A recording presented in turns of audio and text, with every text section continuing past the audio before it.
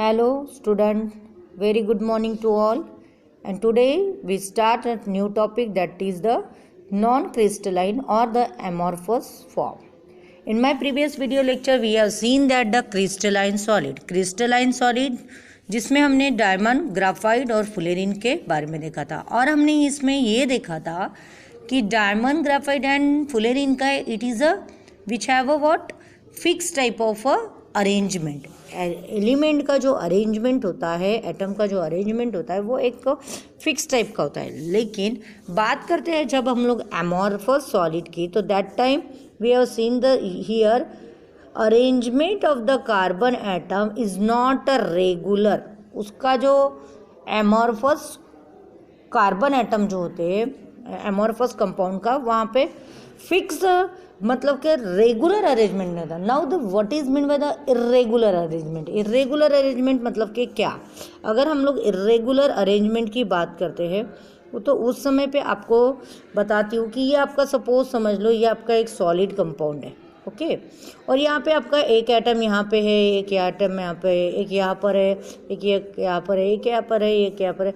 कोई भी any direction में वो उनका जो एटम का अरेंजमेंट है वो फिक्स नहीं है, और ना हम उसको कोई फिक्स पोजीशन पे बना सकते। अगर हमको कोई कंपाउंड को कोई कंटेनर में रखेंगे तो वो उस टाइप का शेप ले लेता है, राइट, ओके। तो इसीलिए यहाँ पे लिखा है the arrangement of the carbon atom in the form is not a regular, जिसमें आपका कंपाउंड आता है coal, coke are the non crystalline form of the carbon compound. तो कोक एंड कोल ये जो है, इसके बारे में आज हम लोग डिटेल जानेंगे आज के लेक्चर में, ओके। तो फर्स्ट टॉपिक है आपका कोल। कोल क्या होता है तो वो देखते हैं। तो coal is the fossil fuel. It contain carbon, hydrogen and oxygen. It also contain a nitrogen, phosphorus and sulfur. It occur in a solid state and it is of four type. अब आप लोग कोल की अगर बात करते हो तो कोल जो है वो फॉसिल फ्यूल, कोल को फॉसिल फ्यूल बोला जाता है। फॉसिल फ्यूल मतलब कि जो जीवाणु होते हैं वो मरने के बाद उनका जो अवशेष बचता है वो इकट्ठा होके काफ़ी साल के बाद वो कोल में उसका कन्वर्शन हो जाता है, जिसमें ये कोल में क्या क्या प्रेजेंट होता है। तो कार्बन, हाइड्रोजन, साथ ही साथ आपका नाइट्रोजन, फिर फॉस्फोरस और सल्फर, ये सारी चीज़ें जो होती है वो आपकी किस में प्रेजेंट होती है तो कोल कंपाउंड में होती है। कोल के टोटल 4 टाइप्स है। पहला है आपका पीट, फिर है ग्रिग्नाइट, फिर है बिटुमिनस कोल, एंथ्रासाइट। ये 4 आपको कोल के बारे में जो है आपको क्या करना है तो उसके टाइप्स देखने, ओके। तो ये 4 टाइप्स हम लोग देखते हैं, इनका 1 बाय 1 डिस्क्रिप्शन। तो सबसे पहले देखते हैं हम लोग पीट क्या है। Peat it is the one of the form of the what coal. Coal का ही एक फॉर्म है। तो यहाँ पे the formation of the peat is the first step in the formation of the coal. Coal का जब रूपांतर होता है तो सबसे पहले वो पीट फॉर्म में प्रेजेंट रहता है। तो ये it is the first stage है, ये इसीलिए बोला है यहाँ पे फर्स्ट स्टेज है। और इसमें क्या प्रेजेंट रहता है तो high proportion, it contain a high proportion of the water and less than the 60% of carbon. मतलब कि कार्बन काफ़ी कम रहता है और वहाँ पे वाटर प्रेजेंट होता है, और इसी वजह से अगर आप देखते हो तो therefore not much heat can be obtain from the पीट। और ये जो होता है ना बहुत ज़्यादा सॉफ्ट होता है। ये पीट जो होता है ना काफ़ी सॉफ्ट होता है और ये हीट ज़्यादा प्रोड्यूस नहीं करता, क्योंकि इसमें कार्बन का जो अमाउंट होता है वो लेस देन 60% होता है, ठीक है। तो वाटर का अमाउंट ज़्यादा होने की वजह से ये जो होता है काफ़ी सॉफ्टी टाइप का एक पीट कंपाउंड होता है। और ऑलरेडी यहाँ पे आपको इसका स्ट्रक्चर दिया हुआ है, लेकिन ये आपका सॉलिड कंपाउंड होते हैं। ये जितने भी आपके कोल दिख रही है सारे आपके सॉलिड है। ये पीट है, ये ग्रिग्नाइट है, ये बिटुमिनस कोल है और ये एंथ्रेसाइड है। तो इनके पिक्चराइज आपको दिए हुए हैं, ओके। नेक्स्ट हम लोग देखते हैं ग्रिग्नाइट। ग्रिग्नाइट क्या होता है? The peat was transfer into the lignite due to the increase the pressure and temperature inside the earth. अब आपको पता है कि ये जो कोल है आपको अर्थ के नीचे में ज़मीन के अंदर मिलता है, बराबर है। बहुत बड़े बड़े जो खदान होते हैं उसको खोद के फिर आपको कोल मिलता है। तो अगर हमने सपोज समझ लो, अगर ये बहुत ज़्यादा अंदर ज़मीन के अंदर ज़्यादा दबा रहेगा तो मतलब कि in the presence of the high temperature and pressure के कंडीशन में इनसाइड द अर्थ के अंदर ज़्यादा जब प्रेशर और टेम्परेचर के प्रेजेंस में आपका पीट का जो ट्रांसफ़र है वो ग्रिगेनाइट में हो जाएगा। मतलब कि सीधी सीधी बात की जाए तो ग्रिगनाइट जो है वो सेकेंड स्टेप है कोल के फॉर्मेशन के लिए। समझ में आ रहा है? तो कोल का फॉर्मेशन अभी नहीं हो रहा। कोल का फॉर्मेशन होने के लिए हमको ये डिफरेंट टाइप्स के स्टेप से जाना पड़ रहा। मतलब कि फॉसिल फ्यूल का सबसे पहले कन्वर्शन आपके पीट में होता है, देन ग्रिगनाइट में होता है। ठीक है, तो यहाँ पे भी अगर आप लोग देखते हो तो यहाँ पे आपका 60 to 70% ही कार्बन प्रेजेंट रहता है। ठीक है, 60 to 70% कार्बन प्रेजेंट रहता है। And lignite it is the second step of the formation of the coal. Coal के फॉर्मेशन के लिए ये आपका सेकेंड स्टेप है। ओके, देन नेक्स्ट है हम लोग आ रहा बिटुमिनस कोल। बिटुमिनस कोल क्या है? तो bituminous coal was found as the third step of the formation of the coal and it contains 70 to 90% of a carbon। यहाँ पे 70 to 90% आपका कोल प्रेजेंट रहता है और ये आपका थर्ड स्टेज है। ओके, नेक्स्ट है आपका एंथ्रासाइड। एंथ्रासाइड is known as a pure form of a coal. This coal is hard and it contains 95% carbon जिसमें प्रेजेंट होता है। तो इस तरह से आपका जो है वो कोल का फॉर्मेशन होता है। तो कोल का आपको ये पूरे स्टांजे में क्या दिया है? तो 4 डिफरेंट टाइप के स्टेप्स दिए हैं जिससे आपका कोल का फॉर्मेशन होता है। पहला है पीट, देन है ग्रिगेनाइट, देन है बिटुमिनस एंड देन है एंथ्रासाइड। इन द पीट के फॉर्मेशन में आपका कितना परसेंट कार्बन रहता है? तो 60% रहता है। नेक्स्ट वाले ग्रिगेनाइट में 60 to 70% रहता है एंड देन आपके बिटुमिनस कोल में 70 to 90% कार्बन रहता है एंड नेक्स्ट वाले लास्ट वाले स्टेज में 95% कार्बन प्रेजेंट रहता है। ओके, तो इस तरह से आपके 4 स्टेप्स में आपका कोल का फॉर्मेशन होता है। देन है आपका नेक्स्ट टॉपिक है चारकोल। चारकोल ये भी आपका क्या है? तो एमॉर्फस फॉर्म है किसका? तो कार्बन का ही। पहला the charcoal that is made from the animal, animal से ही बनता है, is made from their the bones, horns etcetera. ये आपके बोन्स और हॉर्न्स से बनता है charcoal. On the other hand charcoal made from the plant is formed by the combustion of the wood in a sufficient supply of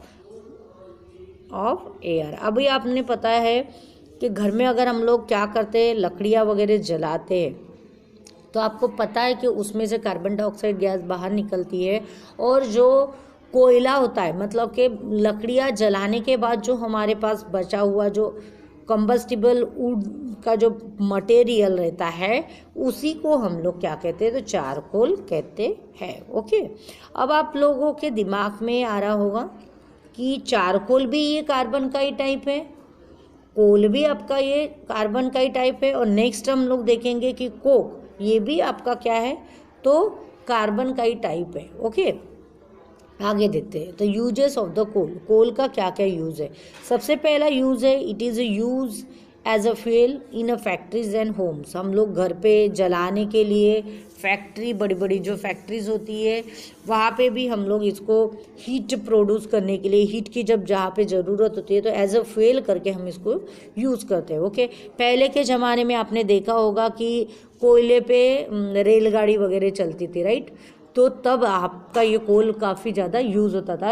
अभी तो electricity पे हमारी रेलवे गाड़ी चलती है लेकिन पहले हमारी कोल पे ही गाड़ियाँ चलती थी। Okay, coal is a use to obtain a coke, coal gas, coal tar. अभी हमारे पास कोल से ही कोक, कोल गैस और कोल टार हमको मिलता है। अब ये कोल और कोक ये दोनों में क्या डिफरेंस है तो मैं अभी आपको थोड़ी देर बाद बताती हूँ। पहले हम यूजेस देख लेते। Coal is use in a thermal power plant for the generation of the, अभी बताया था मैंने, इलेक्ट्रिसिटी की जनरेशन, क्योंकि रेलवे गाड़ी जो है आपके कोई तो भी एनर्जी से ही चलती थी, तो energy it means the what, electricity जो एनर्जी है वो हमको किससे मिलती थी, तो हमको यही कोल से मिलती थी। Even though thermal power plant में भी इसका यूज होता था। Charcoal it is use for the purification of the water and organic material, organic material के प्यूरिफिकेशन के लिए और वाटर के प्यूरिफिकेशन के लिए भी चारकोल का यूज़ होता है। इवन दो अगर आप लोग देखते हो, आप लोगों ने जो घर पे जो सिंपल वाला एक्वा देखे होंगे, तो वो एक्वा जो रहता है ना, तो वो जो बना रहता है ना बाहर का जो कंपाउंड, वो कार्बन से बना रहता है। कार्बन क्या करता है, इम्प्योरिटी को एब्सॉर्ब करने की कैपेसिटी उसके पास होती है। इस वजह से जो आपका प्योर इम्प्योर वाटर है वो प्योर में कन्वर्ट हो जाता है। ओके, तो नेक्स्ट है आपका कोल, कोक। कोक क्या है, the pure coal that contain when coal gas has been taken away from the coal is called the coke. अगर हमने कोल गैस को रिमूव कर दिया, हाँ, कोल गैस मतलब कि क्या, तो coal gas it means that the जिसमें आपका कार्बन का अमाउंट प्रेजेंट होगा। अगर ऐसे कार्बन के गैस को हमने, जहाँ पे कोल में बहुत ज़्यादा कार्बन प्रेजेंट होता है, मतलब कि ब्लैकिश कंपाउंड कार्बन डाइऑक्साइड, तो कोल गैस अगर आपने वहाँ से रिमूव कर दी तो वो आपके कोक में कन्वर्शन हो जाता है। अब कोक और कोल में क्या डिफरेंस बिटवीन है, तो कोल क्या है, coal is a shiny black fossil fuel है। यहाँ पे कोल के बारे में अगर देखते हो तो वो बहुत ज़्यादा शाइनी होता है और फॉसिल फ्यूल से बनता है। अभी आपको बताया था मैंने कि प्राणियों के अवशेष से बनता है, जीवाश्म से, और दैट कंटेन इम्प्योरिटीज़। कोल में काफ़ी ज़्यादा इम्प्योरिटी होती है। जैसे अभी बताया था मैंने, कोल गैस को हम लोग रिमूव आउट करते हैं, मतलब कि कोक और कोल में यही है कि कोक जो है ये प्योर है और ये कोल जो है वो इम्प्योर है। उसमें कोल गैस क्या होती है, प्रेजेंट होती है। अगर कोक से कोल गैस को हटा देते तो वो कोक में कन्वर्ट हो जाता है। ओके, तो इससे आपको बहुत ज़्यादा जो है कोल से स्मोक मिलता है। ओके, और जब वो जलती है तो इसमें आपको कोल में कम हीट मिलती है, कम heat. Okay, so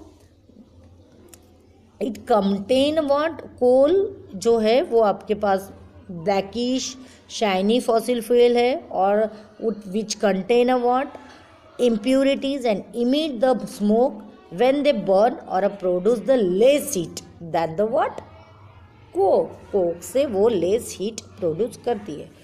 but Coke के बारे में देखते हो तो कोक जो है वो आपका ब्लैकिश टाइप का कंपाउंड है और वो हीट प्रोड्यूस करता है और वो ज़्यादा से ज़्यादा हीट प्रोड्यूस करता है। मतलब कि कोक जो है वो ज़्यादा हीटर है, ये ज़्यादा हीटर है और ये आपका लेस हीटर है। ओके, तो इस टाइप के इन दोनों के डिफरेंस बिटवीन है। तो कोल के बाद आपको क्या मिलता है, तो कोक मिलता है, लेकिन उसमें से कौन सी गैस को रिमूव करना पड़ता है, तो कोल गैस को आपको क्या करना पड़ता है, रिमूव आउट करना पड़ता है। ये आपका लाइटर हीटर है, लाइटर हीटर है, मतलब यहाँ पे आपकी हीट कम प्रोड्यूस होती है, यहाँ पे आपकी ज़्यादा हीट प्रोड्यूस होती है।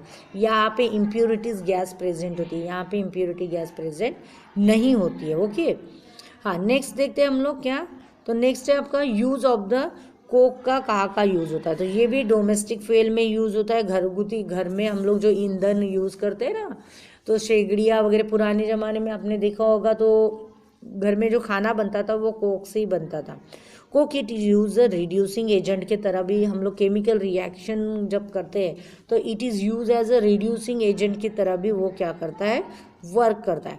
नेक्स्ट है coke is use in the production of the aeriform fuel such as water gas CO plus H2 and producing the gas CO2 plus H2।